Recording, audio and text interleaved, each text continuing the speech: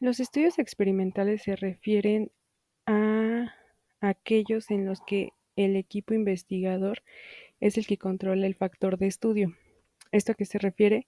Bueno, el equipo investigador decide los sujetos que recibirán la intervención, así como la manera en la que se llevará a cabo esta investigación. En la manera se refiere como a la dosis que se aplicará, las pautas que se seguirán, la duración del estudio, entre otras cosas, y todo esto se debe llevar a cabo bajo un protocolo de investigación preestablecido y tiene que ser prospectivo. Su objetivo básico y el más importante es justamente evaluar los efectos que tiene una intervención y de esta manera poder establecer la relación de causa y efecto con los resultados que se obtienen. Estos suelen ser utilizados para generalmente tratamientos farmacológicos, sin embargo puede ser algún otro tipo de terapéutica, algún consejo sanitario o la actividad preventiva, alguna estrategia diagnóstica o algún modelo organizativo en alguna empresa o en algún centro de salud. Es importante aclarar que solamente se deben evaluar las intervenciones que son potencialmente beneficiosas para los pacientes o, bueno, para la finalidad del estudio, ya que se necesita que se justifique la realización de este experimento y se diseñen los estudios de acuerdo a los estándares establecidos y aceptados. Tienen que basarse en la ética y en la metodología tiene que ser súper clara. La gran ventaja de controlar de que en estos estudios se puedan controlar los factores y las condiciones en las que se realiza es que se disminuye la probabilidad de que otros factores intervengan en estos resultados y proporcionan una mayor confianza en la conclusión obtenida. A esto se le llama a esto se le conoce como una mayor calidad de la evidencia. Y el diseño más importante utilizado es justamente el ECA, es decir, el ensayo clínico aleatorio del cual les hablaré más adelante. Un ensayo clínico aleatorio se refiere al estudio de diseño en paralelo con dos grupos, en el cual se trabaja en la selección de la muestra de un paciente y su asignación de forma aleatoria a alguno de los dos grupos, ya sea al de comparación, que es el de referencia, y al grupo en el que se están, del fármaco a evaluar, en este caso. Es importante destacar que en estos grupos se tiene que realizar un seguimiento de forma recurrente durante un periodo determinado en el que se tiene que ir cuantificando el resultado y comparando las respuestas observadas en ambos grupos. Es considerado el mejor diseño experimental ya que proporciona una evidencia de mayor calidad acerca de la existencia de una relación causa-efecto entre la intervención y la respuesta que se observa. Las recomendaciones terapéuticas y las guías clínicas se basan en estas pruebas, en las pruebas proporcionadas por este tipo de estudios, y esto ha ayudado a que el número de ECA aumente rápidamente y se exija un mayor rigor metodológico en su diseño, la ejecución y el análisis. Esto también ha permitido el desarrollo de instrumentos para la valoración de su calidad metodológica, para las guías de su lectura rápida y recomendaciones sobre publicaciones como la propuesta Confort, de la cual se hablará más adelante. Entre las ventajas está que proporcionan la mejor evidencia en la relación causa y efecto entre la intervención que se evalúa y la respuesta que se observa. También proporcionan un mayor control del factor de estudio y tienden a producir una distribución equilibrada entre los factores pronosticados que pueden influir en el resultado y formando grupos comparables, y de este modo se permite aislar el efecto de la intervención de otros factores. Entre las desventajas están las restricciones éticas que impiden responder a muchas preguntas durante el ensayo aleatorio. Habitualmente se lleva a cabo en pacientes muy seleccionados, lo que dificulta la generalización y extrapolación de los resultados. También estas intervenciones se administran con pautas rígidas, diferentes de las que se realizan de la práctica habitual, lo que dificulta igualmente la generalización y extrapolación de los resultados, y solo permiten evaluar el efecto de una única intervención. Otro de los factores que se considera una desventaja es justamente el costo elevado, ya que depende de la duración del estudio y de la complejidad del protocolo. Para los estudios ECA se toma como población diana la población a la que se quiere llegar, a la que va dirigido el estudio. A partir de ahí se crean unos criterios de selección, de los cuales solamente la población experimental es la que pasa a esos criterios de selección. Posteriormente se les da un consentimiento informado, del cual también hablaré más adelante. Cuando se entrega el consentimiento informado, hay algunos pacientes que se retiran del estudio, y los que sí se quedan son los participantes de la muestra. A estos participantes se les asigna ya sea el grupo con la intervención del estudio o el grupo con la comparación o la referencia. Estas intervenciones también las mencionaré más adelante. Se tiene que realizar un seguimiento en ambos grupos, aunque existan pérdidas o retiradas de los pacientes. Posteriormente se evaluará la respuesta, se realizará la comparación, estos resultados se llevarán a una interpretación o análisis, y finalmente llegaremos a la conclusión del estudio. Hay ciertas características que se deben de seguir para poder decidir las intervenciones que se van a comparar. Entre estas es que se tiene que seguir el principio de incertidumbre para que pueda considerarse un buen estudio. El ECA solamente debe realizarse si y solo si ambas intervenciones que se comparan pueden considerarse alternativas terapéuticas para los pacientes. Otro detalle es que no se pueden utilizar intervenciones no se pueden utilizar comparaciones que sean inferiores. ¿A qué me refiero? A que si yo comparo, por ejemplo, un fármaco con otro que sé que la respuesta va a ser menor que la del fármaco que estoy probando, eso se considera un incumplimiento ético, ya que estás favoreciendo de antemano tu propio estudio y realmente no es una comparación sólida ni concreta. Entonces, es por esto que se evita favorecer a tu estudio en este caso. Existen principalmente 3 tipos de intervenciones con las que se van a comparar, que es el placebo, el tratamiento activo y sin utilizar la intervención. En el caso del placebo, es un preparado que no tiene actividad farmacológica, pero su apariencia y características organolépticas son idénticas a las del preparado del estudio. Esto sirve para controlar el efecto placebo, que se refiere al efecto psicológico o fisiológico que pueda tener la medicación independientemente de su actividad farmacológica, y depende de factores como la personalidad del paciente, su propia convicción y el entusiasmo del equipo de investigadores. El objetivo de utilizar los placebos es cuantificar el efecto terapéutico del fármaco que se evalúa, y su gran ventaja es controlar efectos derivados de cualquier característica del tratamiento que no sea el efecto que se está estudiando.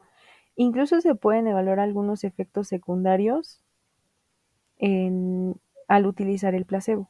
Sin embargo, un detalle que tiene son las limitaciones éticas, ya que es más fácil encontrar las diferencias estadísticamente significativas al compararla con el tratamiento activo, lo que favorece en automático al estudio, y es por eso que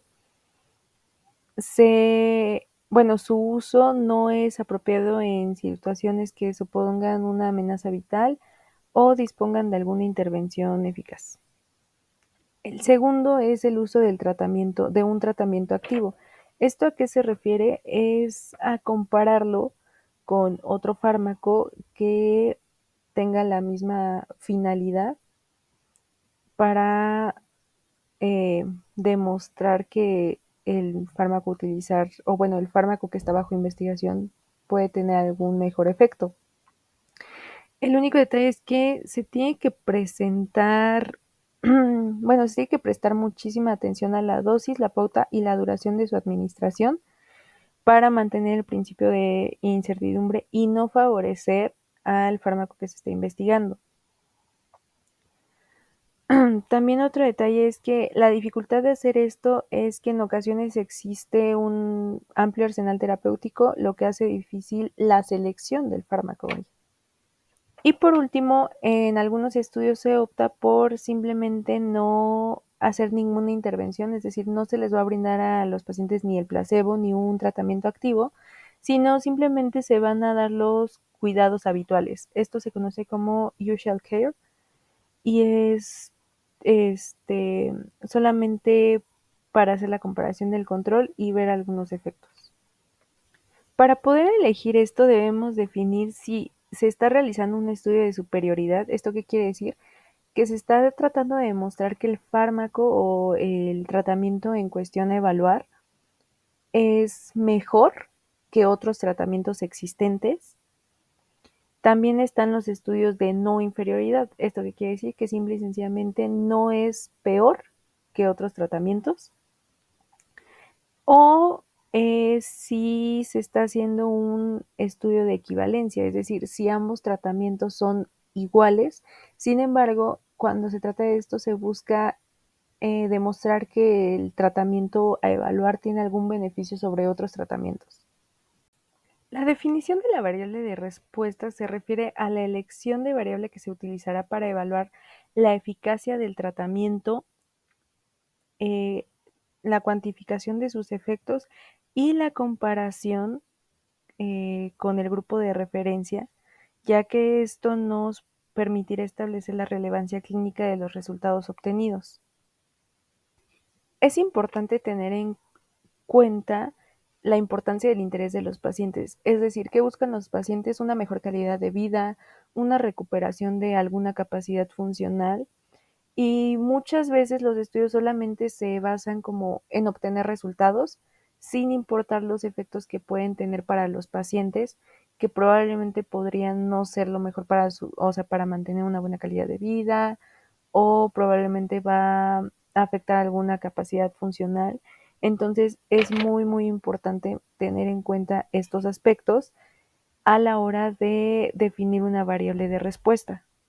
Entre las variables están las variables clínicas, como por ejemplo la supervivencia en el cáncer, algunas fracturas vertebrales en la osteoporosis, eh, infarto agudo al miocardio. Son este tipo de variables las que también se tienen que considerar. También están las variables compuestas, es decir, aquellas que combinan diferentes resultados clínicos en una única variable y permite aumentar el número de desenlaces que se observan. Y también tenemos las variables subrogadas. Estas se utilizan como sustitutos de resultados clínicamente relevantes y son medidas de laboratorio o signos físicos, como por ejemplo la colesterolemia, presión arterial, etcétera. En cuanto a la selección de la población, se mencionaba un poquito al inicio de la presentación. La población diana es aquella población a la que se quiere llegar con nuestro tratamiento, ¿no? A partir de ahí se realizan algunos criterios de selección para poder definir a nuestra población experimental. Cuando pasan estos procedimientos y se les entrega y se firma y se acepta el consentimiento informado, se quedan aquellos sujetos que son los que participarán en el ensayo. En el consentimiento informado se debe dar, bueno, se debe presentar a aquellos pacientes de manera oral y escrita y deben informar acerca de lo que supone esta experiencia, este tratamiento, las posibles consecuencias que pueden derivarse de su participación. Y entre los criterios mínimos que debe tener este consentimiento informado está el objetivo del estudio, las características básicas del diseño, posibles efectos secundarios, los posibles beneficios. Es importante aclarar al paciente que tiene el derecho de abandonar el estudio en cualquier momento, así como realizar las preguntas que considere o de las que él necesite saber para poder seguir con el estudio. La manera en la que se debe presentar este consentimiento informado es de manera comprensible, es decir, evitando utilizar un lenguaje académico o científico, sino que sean palabras claras, concisas, que los pacientes puedan entender y digerir de manera fácil y rápida. En algunos estudios se utiliza el periodo de preinclusión, no se utiliza en todos, sin embargo, este es un periodo previo a la inclusión de los sujetos y a la asignación de los grupos. Sin embargo, también en este periodo se realiza un seguimiento.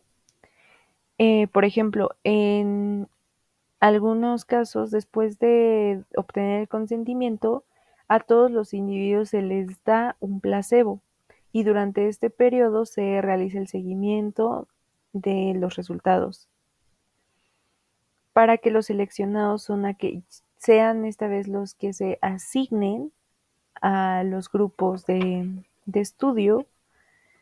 También se utiliza para excluir aquellos individuos que son incumplidores o presentan efectos secundarios y así se permite tener una mejor estimación de los efectos globales de la intervención, lo que aumenta la validez interna del estudio. Y el único inconveniente es que limita la capacidad de la extrapolación de los resultados. También se puede utilizar el fármaco activo en el periodo de preinclusión con la finalidad de usar una respuesta intermedia en el tratamiento como criterio de inclusión.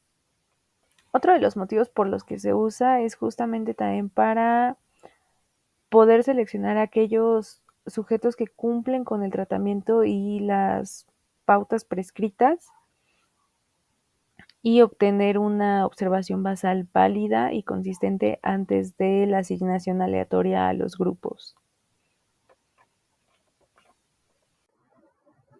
En un ensayo clínico aleatorizado, los sujetos incluidos en el estudio se asignan a los grupos siguiendo un método aleatorio. Esta asignación conlleva varios beneficios. Como primera instancia, asegura que los grupos sean comparables, de manera que la comparación entre las intervenciones o tratamientos sea lo más imparcial posible. Además, permite la utilización de técnicas de enmascaramiento, que son útiles para obtener una estimación no sesgada de la variable de respuesta. Estas técnicas son aquellos procedimientos realizados con el fin de que alguno de los sujetos relacionados al estudio, como investigadores o participantes, no conozcan algunos hechos u observaciones, por ejemplo, el tratamiento que recibe cada sujeto. Un ensayo que no utiliza este tipo de técnicas de enmascaramiento se denomina ensayo abierto. Existen tres tipos de técnicas de enmascaramiento. El primero es el simple ciego, en el cual los participantes desconocen la intervención que reciben. Está el doble ciego, que además de los participantes, los investigadores desconocen este tratamiento administrado. Y el triple ciego, que además de estos dos personajes, hay otros que desconocen el tratamiento. Por ejemplo, los profesionales estadísticos o la persona responsable que decide si se suspende el tratamiento tratamiento por aparición de una reacción adversa. Es importante reconocer que hay situaciones en las que no es posible pues que se realice el doble ciego por diferentes situaciones. La principal es cuando implica riesgos innecesarios al paciente. Por ejemplo, en el caso de administrar placebo por vía parenteral repetidamente y durante un tiempo prolongado. También cuando los efectos farmacológicos permiten identificar al menos uno de los fármacos estudiados. Otra es cuando no es posible disponer de una forma farmacéutica distinta para evaluar estos dos. Y por último, cuando por cualquier circunstancia se considera que el diseño doble ciego puede perjudicar la relación médico-paciente. Las ventajas del enmascaramiento es que evita la influencia o las expectativas o prejuicios sobre los resultados, además de que evita que el investigador interprete los resultados de forma subjetiva, influenciado por sus creencias.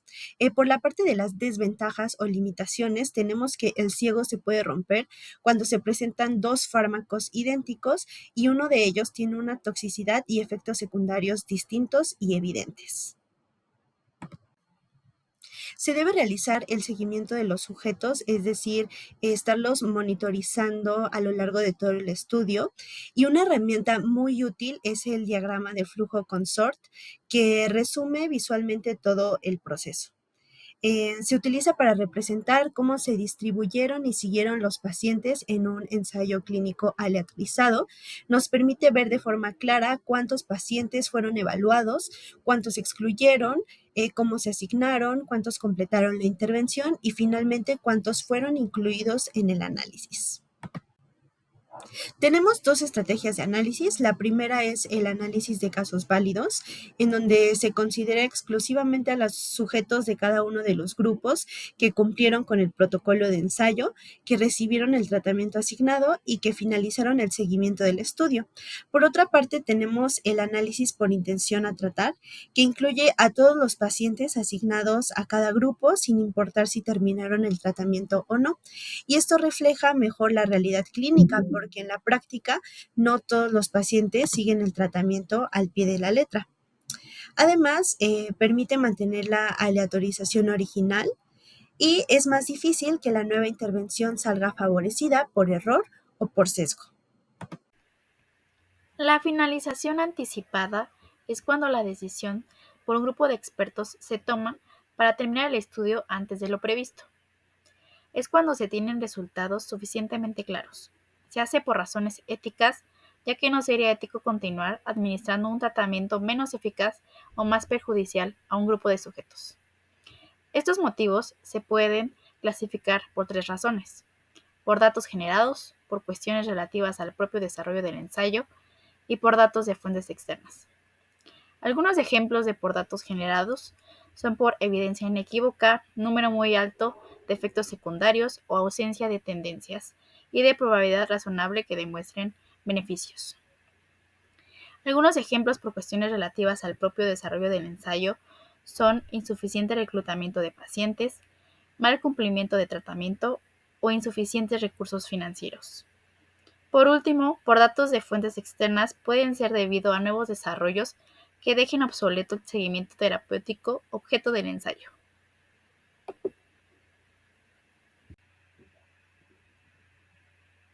Los estudios de equivalencia y no inferioridad son tipos de ensayos clínicos que tienen como objetivo demostrar que un nuevo tratamiento es igual o si al menos la primera no es inferior a la segunda. Su objetivo es demostrar que dos tratamientos tienen efectos similares dentro de un rango clínicamente aceptable. Se busca establecer que la diferencia entre los tratamientos es insignificante. Sin embargo, no se va a confirmar una equivalencia absoluta. No puede demostrarse completamente porque se necesita de una sensibilidad. Las características que define son un margen de equivalencia por medio de delta, es decir, estadísticamente representa la máxima diferencia clínica aceptable entre los tratamientos. Para que un tratamiento sea equivalente, este delta debe de caer dentro del rango de equivalencia. Se muestra un ejemplo posteriormente. Existen dos tipos de ensayos, pragmáticos y explicativos, con actitudes y características diferentes. No hay un acuerdo sobre cuál de ambas actitudes es la más aconsejable. Todo depende de la investigación y del objetivo que se busca. La actitud explicativa consiste en establecer criterios de selección muy estrictos, que definan una población homogénea con escasa variabilidad y en la que sea más fácil obtener datos de calidad. Mientras, en la actitud pragmática consiste en establecer unos criterios de selección amplios que definan una población heterogénea, más representativa de la población general. Su inconveniente es que se pierde cierto grado de control. Clasificación de los estudios en función del desarrollo de un fármaco. Recordemos que solo de 50.000 que se estudian en la fase preclínica, solo van a pasar 5 a la fase clínica aproximadamente y solo uno va a tener autorización sanitaria. La fase preclínica, su objetivo principal es determinar la seguridad y actividad biológica por medio de estudios de laboratorio y en animales. Dura 3 años y medio. Posterior se pasa a la fase 1, donde va a ser la primera administración del fármaco a seres humanos. Se evalúa su seguridad y la dosificación. Son voluntarios sanos de 20 a 80 individuos y habitualmente son estudios no controlados. Después se pasa a la fase 2, donde se conocen los efectos adversos, la farmacocinética y la farmacodinámica. Dura 2 años, son pacientes potenciales de 100 a 300 individuos, estudios no controlados y ensayos clínicos aleatorios controlados con placebo. En la fase 3 va a ser el último ensayo antes de su comercialización. Se evalúa la eficacia y la relación beneficio-riesgo. Establece la eficacia e identifica y cuantifica los efectos indeseables más frecuentes. Pacientes de 1,000 a 3,000. Recordemos que cuando se va aumentando las fases, se va aumentando la población de estudio. En la fase 4, el estudio después de la comercialización, se evalúa mejor el perfil de seguridad, la efectividad y posibles nuevas indicaciones o vías de administración. Ya es una mayor población y los ensayos clínicos aleatorios y estudios son observacionales. La evaluación de tratamientos no farmacológicos representa el 25% de los ensayos que se publican, y estos incluyen cirugía, rehabilitación, psicoterapia, terapias conductuales y terapias alternativas. Los resultados de estos ensayos dependen en gran medida de la experiencia previa de los profesionales y centros que la realizan. Este tipo de estudios presentan múltiples componentes, lo que genera variabilidad en los resultados, por lo que es crucial estandarizar las intervenciones para asegurar la comparabilidad, aplicando técnicas para mejorar la metodología y la técnica de intervención. Asimismo, los criterios de selección y asignación deben justificarse tanto para los pacientes, centros y profesionales, garantizando la comparabilidad mediante asignación aleatoria. Y por último, se debe considerar el problema con el placebo. El uso de placebo puede subestimar el efecto del tratamiento no farmacológico, especialmente cuando se comparan con cuidados habituales que varían entre centros y profesionales. La evaluación de la eficacia de medidas preventivas habitualmente se estudia en individuos presuntamente sanos. Esto implica que el número de personas que desarrollarán la enfermedad es bajo y tras un largo periodo de tiempo, por lo que suelen requerir un mayor número de individuos y un seguimiento más largo. Los estudios que evalúan medidas de prevención secundaria se limitan a valorar las características de la prueba de identificación de los sujetos con el factor de riesgo o de la enfermedad, considerando que la detección precoz mejora el pronóstico de los sujetos.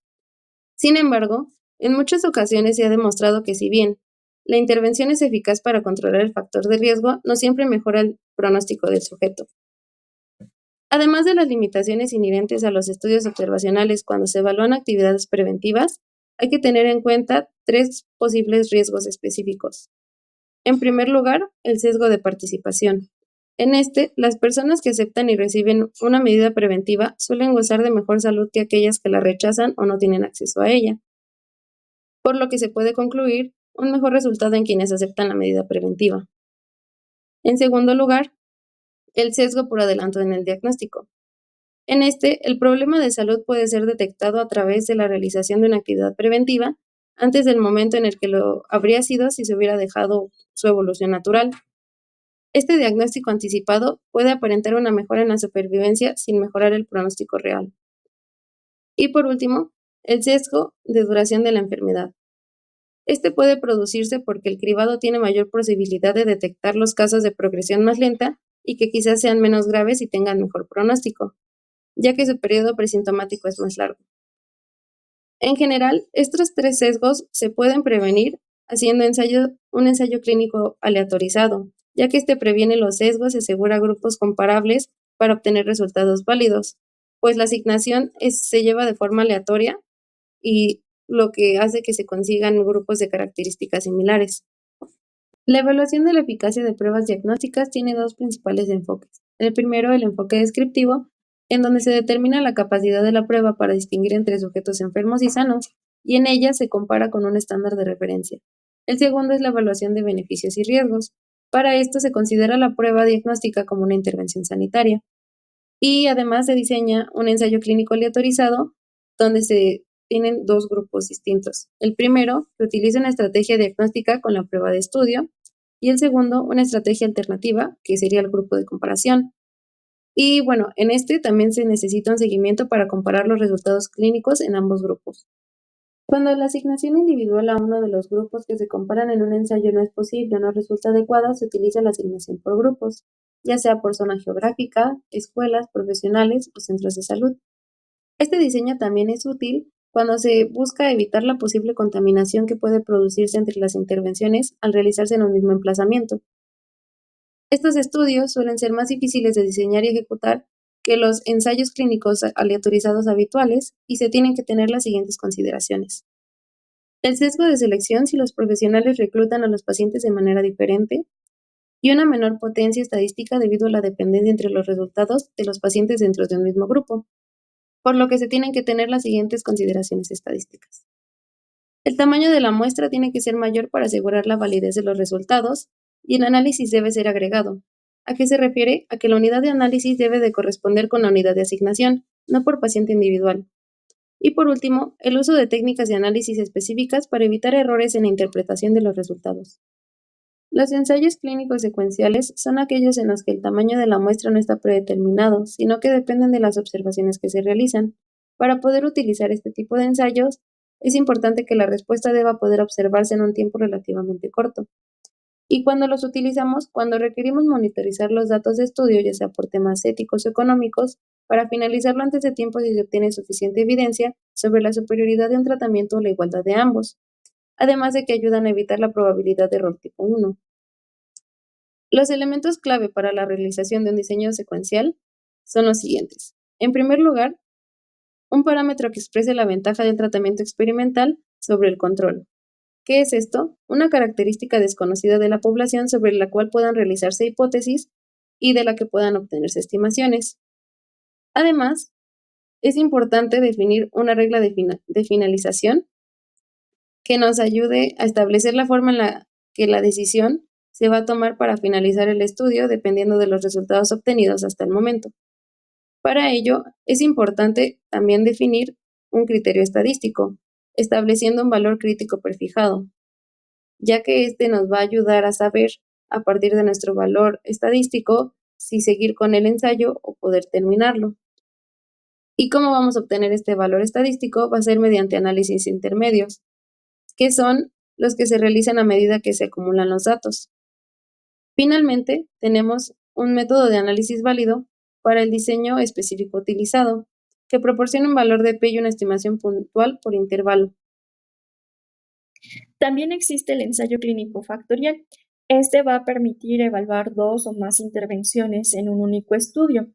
La evaluación de dos tratamientos sería su forma más sencilla. En esta, los sujetos se van a asignar aleatoriamente a uno de 4 grupos.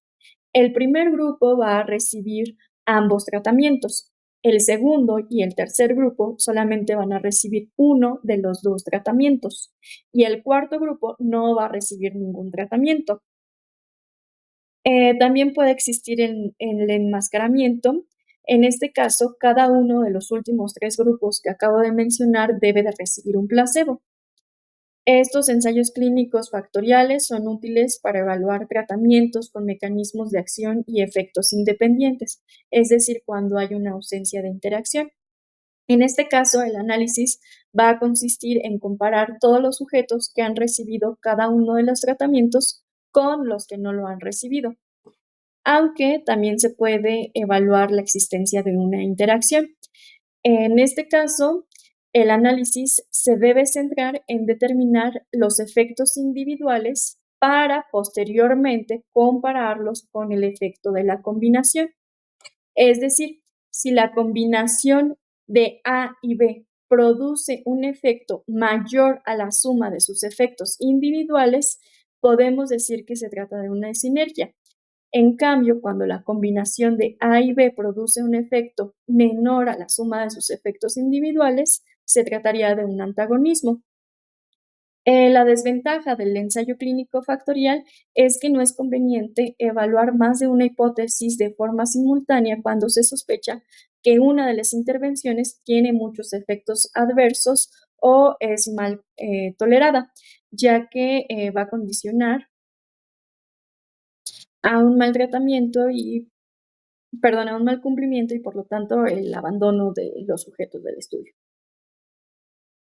En el ensayo clínico cruzado, cada paciente recibe más de un tratamiento en diferentes periodos de tiempo, actuando como su propio control.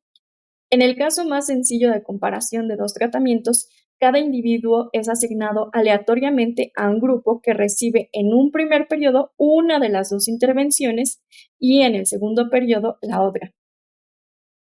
Ambos periodos van a estar separados por un periodo de lavado, que de acuerdo a la norma oficial mexicana 177 es de por lo menos 7 vidas medias para asegurar la eliminación de la dosis previa del fármaco residual. Aquí vamos a tener varios efectos.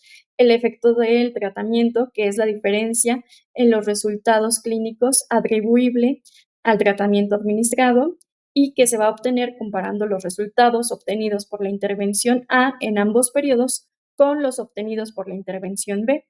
También se puede observar un efecto periodo, que es el impacto que tiene el momento en el que se administra el tratamiento en los resultados y que va a ser independiente del tratamiento. Se va a obtener al comparar los resultados obtenidos en el primer periodo frente a los del segundo periodo. Y también podemos tener un efecto secuencia, que es la influencia que tiene el orden en que se administran los tratamientos sobre los resultados. Profundizando en este efecto secuencia en el ensayo clínico cruzado, entendiendo por efecto secuencia como la interacción entre el tratamiento y el efecto periodo que ocurre cuando un individuo es evaluado en más de un periodo, puede tener varias causas. Una de ellas es el efecto residual, que se va a referir a la persistencia del efecto después de interrumpir el tratamiento, por lo que debe de incluirse un periodo de lavado.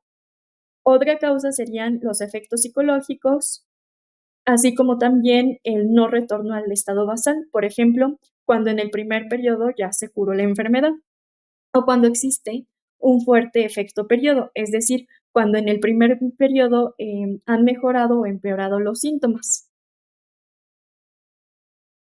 Entonces, estos ensayos clínicos cruzados, ¿cuándo son útiles y cuándo no? Bien, algunas de las ventajas que presentan son más eficiencia, es decir, que se van a necesitar menos pacientes.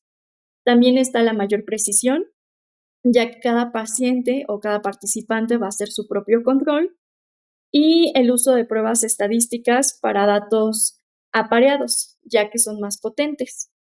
Y algunas de sus desventajas es que son estudios más largos que los estudios en paralelo, por lo que se corre un mayor riesgo de abandonos y por lo tanto la pérdida de pacientes va a afectar en los resultados, además de que los efectos residuales pueden influir en los resultados y no es apto para enfermedades agudas o con brotes. También tenemos los ensayos comunitarios. Estos son ensayos diseñados para evaluar intervenciones en comunidades enteras, no en individuos. Algunas de sus ventajas son su alta validez externa, ya que se pueden obtener resultados más generalizables, así como la evaluación en condiciones reales de la población y son rentables. Entre sus desventajas están la dificultad para establecer la causalidad, ya que son pocas unidades de estudio, la variabilidad en las comunidades, ya que existen diferencias en la línea basal, también están las tendencias temporales que pueden afectar la medición del efecto y el diseño y análisis complejos con cálculos difíciles de tamaño muestral.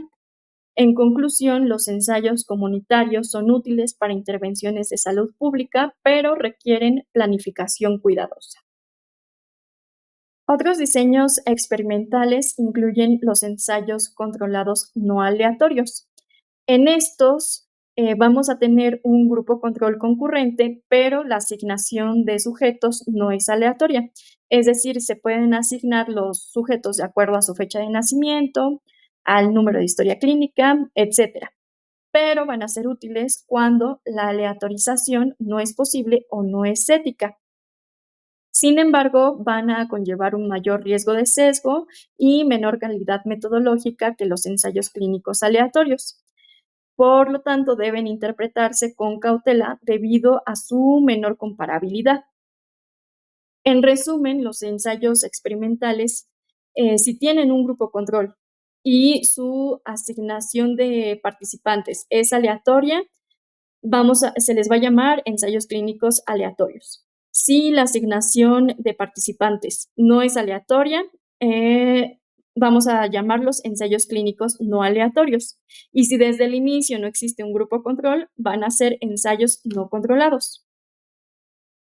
Finalmente, tenemos los ensayos no controlados. Estos se refieren a estudios donde todos los sujetos de la muestra van a recibir la intervención, es decir, no vamos a tener un grupo control. Y dado que se va a comparar la respuesta al tratamiento o a la intervención contra la situación basal, entonces también se les denomina estudios antes-después. Es importante destacar que en este tipo de ensayos los investigadores van a controlar la intervención de acuerdo con un protocolo de investigación. Por lo tanto, es importante que no se confundan con las series de casos, en donde se limitan únicamente a describir la experiencia observada en un grupo de sujetos. ¿Cuándo se van a usar los ensayos no controlados? En fases tempranas de desarrollo de fármacos, es decir, en fase 1, cuando, por ejemplo, en lugar de sujetos sanos, el fármaco se administre a pacientes, en los que tener un grupo control no sería ético. Y precisamente esa es su mayor limitación, ya que los ensayos no controlados no se consideran adecuados para evaluar la eficacia. Además de que influyen otros efectos, como por ejemplo el efecto Hawthorne, que se refiere al cambio en el comportamiento del sujeto cuando sabe que está siendo observado. También influye el efecto placebo, la evolución natural de la enfermedad, la regresión a la media y otras intervenciones.